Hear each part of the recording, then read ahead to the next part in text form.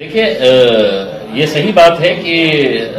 Remdesivir, टोसिलोसिमैब जैसे injections मिल नहीं रहे हैं। हमारे पास जो जानकारी मिली थी कि कुछ मेडिकल स्टोर्स जो है वो डायरेक्टली अपनी दुकान के ऊपर ये नहीं बेच रहे हैं, बल्कि किसी एजेंट को, किसी दलाल के पास वो इंजेक्शन दिया जाता है, वो जरूरतमंद को ढूंढता है, फोन के ऊपर बातचीत होती है और किसी ऐसे जगह के ऊपर, रोड के ऊपर बुलाया जाता है, वो भी मोटरसाइकिल पे आता है, ग्राहक को भी मोटरसाइकिल पे आने के लिए बोला जाता है बस, और चंद सेकंड के अंदर वो पैसा लेता है, इंजेक्शन देता है और निकल जाता है। तो अगर ऐसा कोई दुकानदार भी अगर हमारे हाथ पे चढ़ेगा,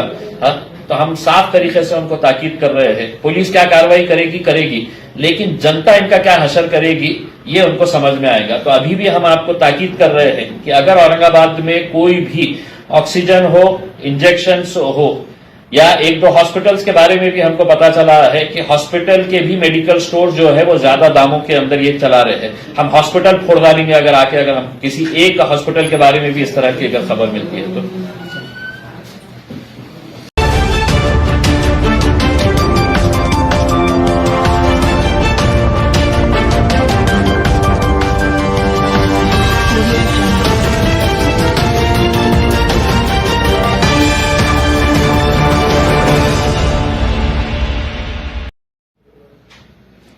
तब जिस तरीके से हमने देखा है कि 14 अप्रैल को एक घोषणा की गई थी कि 1500 रुपए रिक्शे के जो परमिट है उनके लिए दिया जाए। अब उसमें ये हो रहा है कि एक रिक्शे को 2 लोग चलाते हैं, जैसे कि दो शिप में एक कटे को चलाया जाता है, लेकिन पैसे जो है परमिट होल्डर के इसमें आएंगे। अब जो ड्राइवर है वो तो उससे वंचित रह गए। दूसरी बात यह है कि जो राशन की दुकानों का जो मसला है, अभी कई राशन दुकान वाले जो 1 तारीख से हड़ताल पर बैठने वाले हैं कि जो उधर से राशन आने वाला था एक बंदे के लिए, 3 किलो चावल, तो 3 किलो घी और 2 किलो चावल, वो भी अभी तक आया नहीं। तो क्या सरकार इसमें पूरी तरह नाकाम हो रही है, या फिर लॉकडाउन के नाम पर लोगों को एक आश्वासन दिया जा रहा है कि आने वाले वक्तों में आपको आएगा, आने वाले वक्तों में, जैसे 15 लाख का एक दिया गया, तो क्या ये उसी तरह शिवसेना सरकार भी उसी नक्शे कदम पर चल रही है, आपको लगता है? देखिए, अभी बिल्कुल सही बात है कि वजीर आजम मोदी साहब एक ऐलान कर देते हैं कि हम गरीबों को इतना अनाज देने वाले हैं, फिर मुख्यमंत्री उद्धव ठाकरे साहब टीवी के ऊपर आके कहते हैं कि हम एक पैकेज दे रहे हैं जिसके अंदर मजदूरों को इतना पैसा मिलेगा, ऑटो रिक्शा वालों को इतना मिलेगा,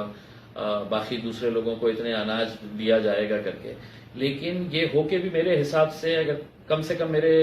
एक अंदाजे के हिसाब से 1-2 हफ्ते से ज्यादा का वक्त हो गया है जब वो टीवी के ऊपर आकर ये घोषणा किए है। मैंने कल के दिन खुद इसके ताल्लुक से, कल की मीटिंग के अंदर मैंने ये मुद्दा उठाया और पूछा कि मतलब आखिर ये इसके बारे में क्या हुआ है। तो अभी इनका नोटिफिकेशन ही नहीं आया है, यानी कि सरकारी कामकाज किस तरह से चलता है कि एक मर्तबा वजीर आजम ने कह दिया है तो मेरे हिसाब से नोटिफिकेशन की जरूरत नहीं है। वो जिले का या रीजन का जो भी हेड होता है, चाहे वो डिविजनल कमिश्नर हो, कलेक्टर हो, उन्होंने उस बात को नोटिफिकेशन समझना चाहिए कि अब मुख्यमंत्री ने ऐलान कर दिया है, हमारे को इसकी तैयारी करना है। लेकिन अभी तक हमको ये बताया गया है कि ऑटो रिक्शा वालों को 1500 रुपए जो दिए जाने वाले हैं उसकी वेबसाइट ही नहीं अभी ये हुई है। ऑटो रिक्शा वालों को आपने बोले है कि ऑनलाइन आपको देने का है, तो कहां पे देने का है? जब उसका है तो ऑनलाइन डिटेल्स ही नहीं है, वो वेबसाइट ही नहीं खुल रही है, और कौन ऑटो रिक्शा के पास ये है। तो हमने अपने तौर के ऊपर अब ये तैयारी कर रहे हैं, हम जितने भी ऑटो रिक्शा वालों के कागजात हैं वो हम अपने ऑफिस के ऊपर बुलाएंगे ऑटो रिक्शा वालों को, और एक हेल्प डेस्क के तौर के ऊपर यहां से ही हम उनको करेंगे ताकि कम से कम उनको इस काम के अंदर आसानी हो। उनको पैसा कब मिलेगा भी या नहीं मिलेगा, इसकी कोई जानकारी अभी नहीं है, किसी के पास भी नहीं है। अच्छा साहब, अभी जैसे कि आने वाले वक्तों में 1 तारीख तक का जो घोषणा की गई थी, उसके बाद अगर लॉकडाउन कंटिन्यू होता है, जबकि औरंगाबाद में पेशेंट की तादाद कम हो गई, लेकिन हमने जब सर्वे किया घाटी का, देखा कि जितनी डेथ हो रही है उसमें प्रॉपर औरंगाबाद के कम लोग हैं, जैसे नांदेड़, उस्मानाबाद, लातूर, बाहर के ज्यादा। देखिए साहब, हमको औरंगाबाद के तमाम राजनीतिक पार्टी के नेताओं को यह तय करना पड़ेगा, अब किसी भी दूसरे जिले के अगर कोई पेशेंट यहां पर आता है तो हमने उनको कबूल करना है क्या? क्योंकि बीड़ के अंदर मुंडे परिवार, चाहे वो पंकजा मुंडे हो या धनंजय मुंडे हो, इतने सालों से राजनीति वहां पे कर रहे हैं। जयदत्त क्षीरसागर इतने बड़े मंत्री के ओहदे के ऊपर है उसमें, लेकिन अच्छे हॉस्पिटल्स नहीं बना सके है। आप परभनी की हालत देख लीजिएगा, आप लातूर की देख लीजिएगा, उस्मानाबाद की देख लीजिएगा, ये सारा इनका जो खामियाजा है ये हमको भुगतना पड़ रहा है। हम यहाँ पर लड़ रहे हैं, हमारे हॉस्पिटल्स बना के दो, हमारे हॉस्पिटल्स के लिए हम पार्लियामेंट के अंदर आवाज उठा रहे हैं, हम कोर्ट के अंदर जा रहे हैं, और ये लोग सिर्फ राजनीति कर रहे हैं। जालना जैसे शहर के अंदर जहां पर दानवे साहब इतने बड़े मंत्री है, सरकार उनकी है, क्या वजह है कि वहां पर अच्छे हॉस्पिटल्स नहीं बना पा रहे हैं आप? क्या आपके पेशेंटों को आप हमारे ऊपर यहां पे लाके डाल दे रहे हैं? तो ये बहुत सारी जगहों का यही मसला है। अब धुलिया के अंदर देखिएगा, वहां पर भी जो मंत्री थे, केंद्र के अंदर मंत्री रहे हुए हैं, अब वो अगर वहां पर नहीं कर पा रहे हैं, अहमदनगर के अंदर अगर वहां पे यही दिक्कत आ रही है, विखे पाटिल साहब इतने सालों से वहां पर है,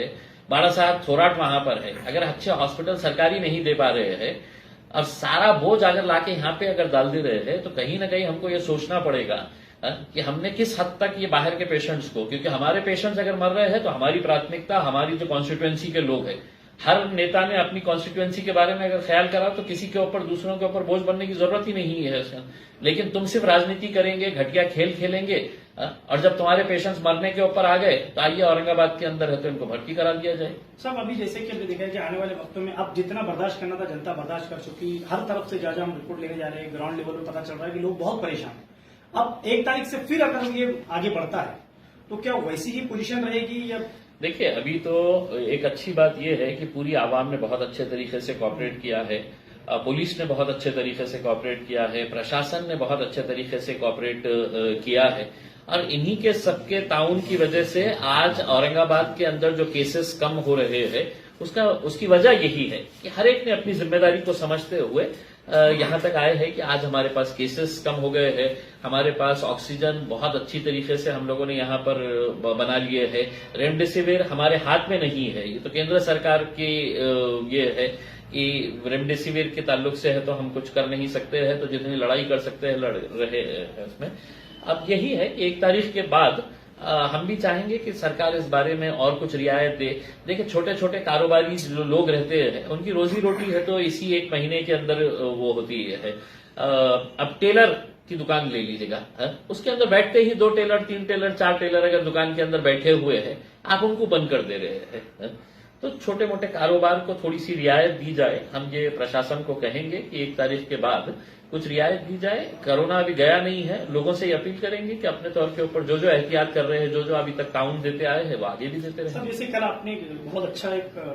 मुद्दा उठाया कि जो जैसे आपने इंजेक्शन का नाम लिया,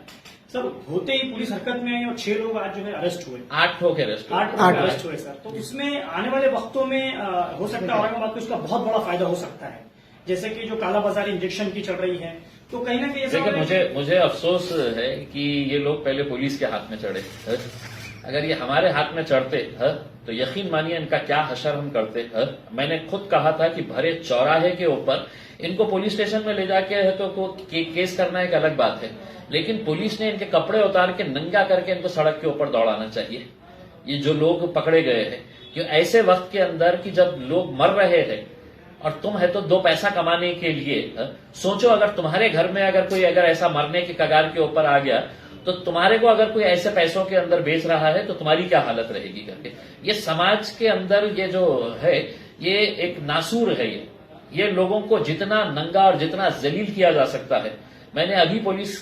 डिपार्टमेंट को ये कहा है कि इनकी तस्वीरें हैं तो अभी अखबार में आई है कि जिनके चेहरे हम लोगों ने अपने तस्वीरें छुपाए हैं करके, मैंने कहा कि इनके चेहरे है तो बेनकाब करना, इनको बगैर मास्क के, बगैर दस्ती से अपना मुंह छुपाए हुए इनके चेहरे समाज ने देखना चाहिए कि कल ये जिस सड़क से गुजरे तो लोग इनको देखकर इनके ऊपर थूकना चाहिए करके।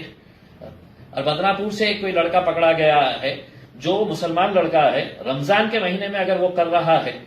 तो उसके घर के सामने लोगों ने जाके है तो सिर्फ थूकना चाहिए अगर वो इस तरह के कारोबार को अगर आज इस मुबारक महीने के अंदर ऐसी हरकतें अगर कर रहा है तो।